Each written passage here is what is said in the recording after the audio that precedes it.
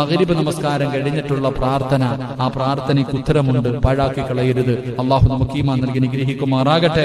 എന്റെ പ്രിയമുള്ള സഹോദരങ്ങളെ, ഇശാ നമസ്കാരം ഖബറിന്റെയും നാളത്തെ പരലോകത്തെ അന്ത്യനാളിന്റെയും ഇരുളാണ് നമ്മളെ ഓർമ്മപ്പെടുത്തുന്നത്.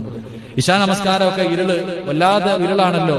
അപ്പൊ ആ ഇശാ നമസ്കാരം നമ്മളെ ഓർമ്മപ്പെടുത്തുന്നത് പള്ളിപ്പറമ്പിലെ ഖബറിന്റെ അകത്തുള്ള ഇരുളിനെയാണ് ഓർമ്മപ്പെടുത്തുന്നത്.